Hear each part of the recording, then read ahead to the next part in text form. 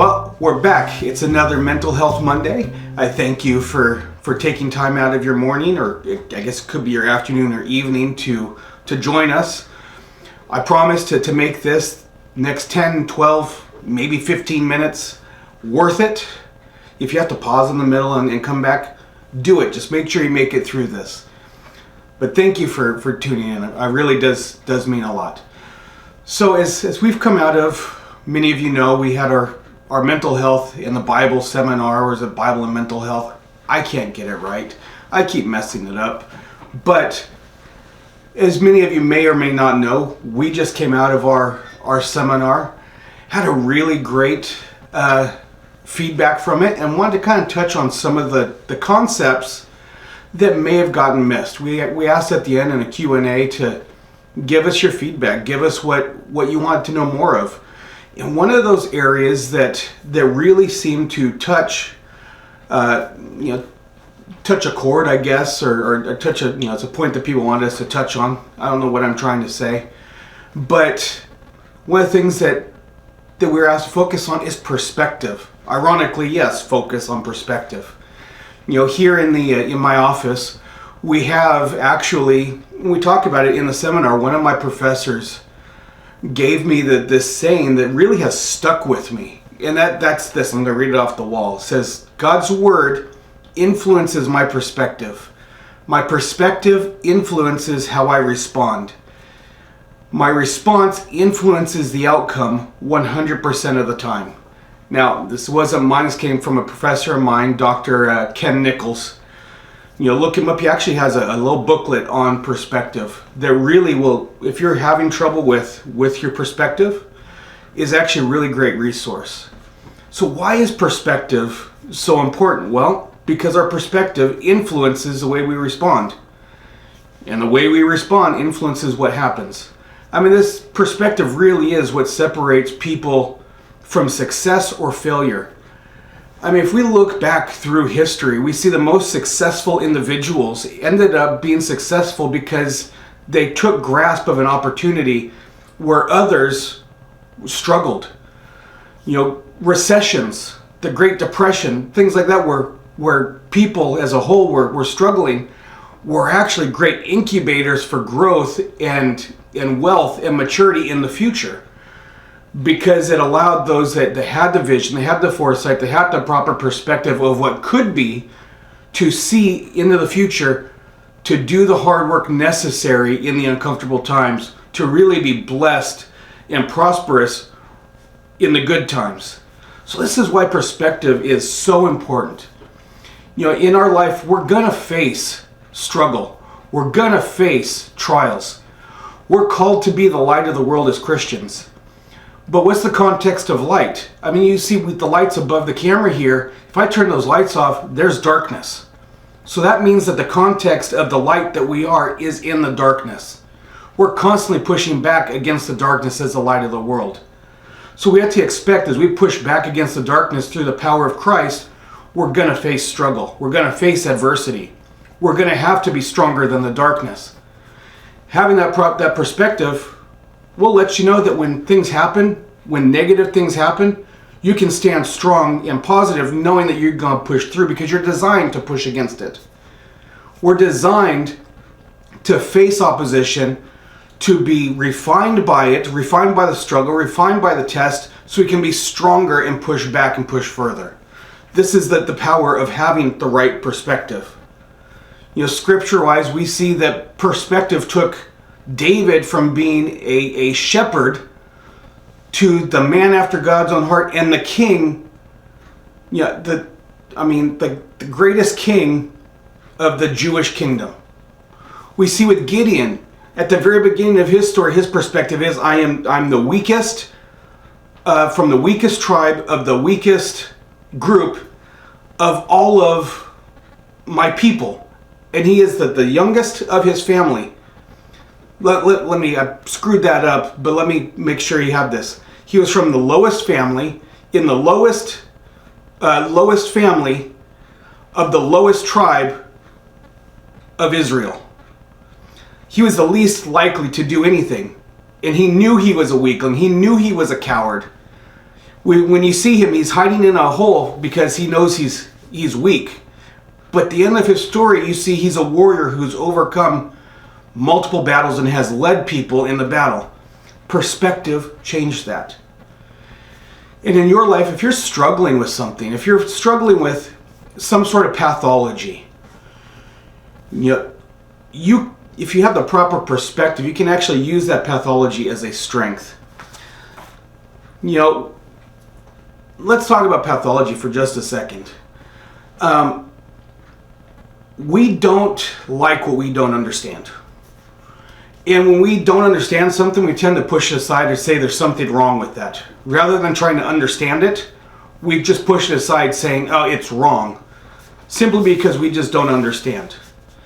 This is the way society works. This is the way, really, I guess you could say, our sin nature works. We don't understand something, we push it aside rather than seeking to understand. But the reality is, when something is outside of the norm, we call it pathology. So what the world calls pathology is just simply what it doesn't understand. In the world of mental health, one of those pathologies that we classify things as, ADD, ADHD, it's become this umbrella diagnosis, which really takes away from those that really do have significant attention deficit disorders or hyperactivity disorders. But because we don't understand why someone reacts the way they do, we just put it under that. So when you have, for example, you have a child who is bouncing all over the place, who is running around in circles, just can't sit still. Well, that kid has ADD, he has ADHD. When the reality is, if he grows up, that same ADD, ADHD diagnosis, that pathology, that thing that's wrong with him, that we don't understand why he does what he does, actually leads him to be a great athlete, or a great leader, or a great artist, or allows him to have the perseverance to keep pushing and moving forward. Even when other people stop, he keeps going, or she keeps going. So, really, this pathology that we don't understand, why are they acting that way, is actually a strength. That overabundance of energy, that ability, that inability to focus on something for too long. Well, here's the nuts and bolts of ADD and ADHD is your brain is functioning at a faster rate than everybody else. So this means that your brain, your supercomputer, is processing faster than a regular brain, a regular computer. Now hold up, in the technology world, doesn't that mean, don't we want faster computers? Don't we want a faster processor? Isn't that better so we can process things faster and get through things faster and accomplish more? This is why so many great leaders, as they grow up, you look back and they will say, I had ADD or I had ADHD. Well, because their brain was programmed to function and process things faster than normal. That's actually a strength. Something that as a child was called a weakness or a pathology is actually a strength. Or how about the child that runs around in circles and just can't sit still, that's constantly learning by picking things up and putting it in their mouth. How about that one? Well, that child grows up to then be a professional athlete or a ultra distance runner. There's actually a professor of mine, well, it wasn't actually of mine, but it was a professor at Liberty. There was actually a movie that was made about him called Extraordinary. He was an ultra distance runner. I mean, he would run for thousands of miles. When he was a child, he actually came to know about running because of his ADHD. It was his ADHD that led him to running. Of course, we didn't know it was ADHD at the time. We called it just ADD. But he ran because of this. Well, it was that hyperactivity that allowed him to run and run and run. And actually, as he ran, he thought better. That's how he connected with God, was through running. That's how he connected, his things that he would teach on was through running. Because God designed him to operate in that way. So really what this means is that what the world has called a pathology, God has called a strength. See, because here's the reality. If we were to take our human body and say that were a car, well, a car that goes real fast, can turn real quick, can do all this stuff, we would call that a supercar, not a hoopty. But yet, when it comes to our own mental health, our own body, or our children, we say, oh, they just can't sit still, they have an issue. They can't think and be focused on one thing for more than 20, 30 minutes. If we're lucky, there must be something wrong with them. When the reality is, the perspective should be, there could be a strength here in the way they're designed. There is a need to understand the design. Now, I'm not saying that there isn't situations where there are legitimate hyperactivity issues that you need to come and work through.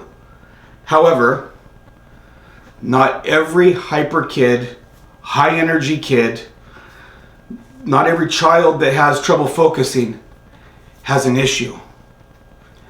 If we recognize that not every time that something is outside of the norm is a problem, and we begin to look at what could this be, what could the gift be behind this, and change our perspective in the way we look at things, in our own life and the lives of others, what beauty could we create? What impact could we have? What change would occur? Are we missing blessings today? Are we missing breakthroughs today because we're calling the method of breakthrough pathology? Are we missing the amazing beauty, the amazing art of someone today because we're telling them, we're squashing it, saying that that's just not right? I don't know. I could be off on this. My point is, I want to challenge you in your thinking. I want to challenge you in your perspective to not just look at something the world says is wrong or a pathology, or look at something that's outside the norm and discard it. Look at what is outside the norm for the possibility of what it could be. If you don't remember anything else from this, you've made it this far, remember that. Look at your situations, look at what's going on for the possibility of what it can be. Not what the world says it's not, but what it can be. So, I told you I'd go about 12 minutes. We're right at the end here. I thank you for making it this far. If you have concerns or questions about this you want to discuss, shoot them over to us. You want to come in and talk about some of these, your perspective issues? You want to talk about some of, not even issues, your perspectives, your thoughts? Come on in, let's have a discussion. You have something that you want us to dig further into on one of these Mental Health Mondays? Let us know so we can do it. We want to help you grow. We want to help you be the best you can be. We want to help fulfill the Great Commission and the ministry that God has on your life. So thank you for watching. I look forward to speaking with you next week. And any questions that you have, God bless. Have a wonderful week.